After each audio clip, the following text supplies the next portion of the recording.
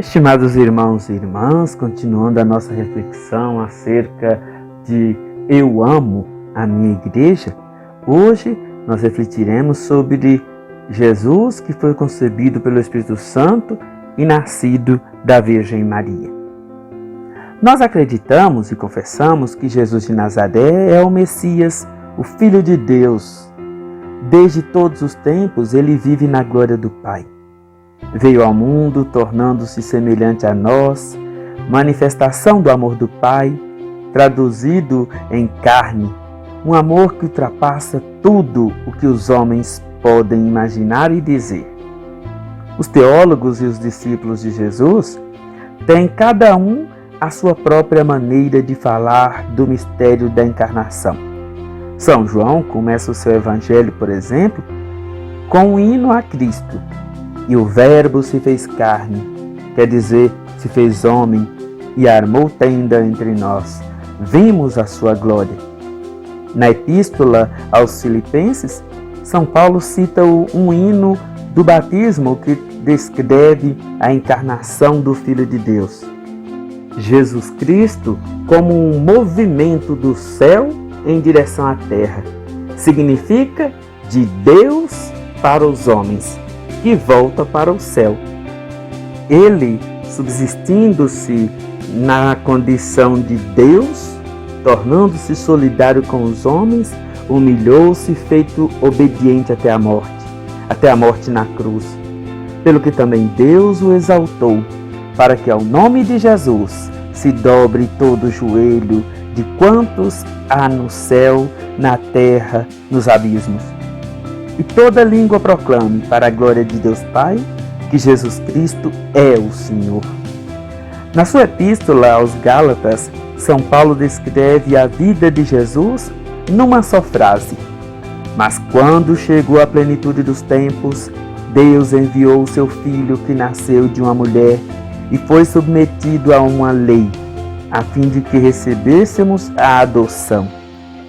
São João dirige-se à sua comunidade de maneira ainda mais direta. O amor de Deus para conosco se manifestou por ter enviado ao mundo seu Filho unigênito, a fim de vivermos por ele. Nós vimos e testemunhamos que o Pai enviou seu Filho como Salvador do mundo. Dois dos evangelistas, São Mateus e São Lucas, escolheram uma forma familiar às comunidades para as quais escrevem o seu evangelho. Eles contam como Jesus veio ao mundo e o que significa esta vinda para os homens que, segundo a vontade de Deus, desempenham um papel na história do seu Filho. Começam o seu livro pelo evangelho da infância.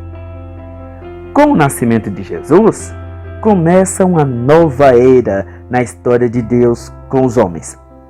É por isso que o nosso calendário conta os anos depois de Cristo. No homem, Jesus de Nazaré, é o próprio Deus que veio ao mundo como nosso irmão. É por isso que não podemos evocar o seu nascimento sem evocar Deus. São Mateus e São Lucas também não podem relatar o nascimento de Jesus como de uma criança qualquer. No seu evangelho, não relatam apenas o que aconteceu, mas também para expressar plenamente a verdade, o que os acontecimentos significam no âmbito divino. São Lucas, ele narra como é que Deus enviou o anjo Gabriel à Virgem Maria em Nazaré. Ele a saúda assim: alegra-te, cheia de graça, e a informa de que o poder do Espírito de Deus a tornará mãe. O Espírito Santo virá sobre ti e a virtude do Altíssimo te cobrirá de sua sombra. São Lucas afirma que Maria diz sim ao projeto de Deus e acredita firmemente que para Deus nada é impossível. Ele conta como Maria e José se dirigem a Belém e como a cidade do rei Davi se tornou o lugar do nascimento de Jesus. fala dos pastores sobre os quais o céu se abriu na noite do cumprimento, do cântico de louvor dos anjos que ecoa sobre a terra, e de novo sobre os pastores vindo do povo judeu que encontram Maria, José e o menino. São Mateus conta como José, o carpinteiro de quem Maria está noiva, conhece em sonho o que Deus espera dele. Ele, que é um descendente do grande rei Davi, vai dar o seu nome ao Filho de Deus, abrir-lhe o acesso à família de Davi e, através da sua atenção e dos seus cuidados, desempenhar a sua tarefa de pai. Mateus viu que a maioria de seu próprio povo não acreditou em Jesus, mas viu igualmente que existem em todos os povos da terra homens que se metem a caminho em busca de Jesus e que o encontram, e não somente depois da sua morte e da sua ressurreição. É por isso que falam da estrela que conduz os magos vindos de longe até Belém, para que eles tragam as suas ofertas a Jesus, o Rei dos Judeus. São Mateus narra também que Herodes, que reina em Jerusalém, quer matar o menino Jesus. Por isso Maria e José fogem com o menino para o Egito. Meus irmãos, minhas irmãs, Deus é santo, é eterno e é perfeito em si próprio. O homem é mortal, pecador e imperfeito, mas ele está aberto a Deus. Contudo, não haveria história de Deus com os homens se o Deus eterno e santo não oferecesse aos homens a oportunidade de uma relação e, através desta, não oferecesse Ele próprio. É este dom de Deus que invocamos quando falamos de graça. Nenhum homem pode merecer a graça.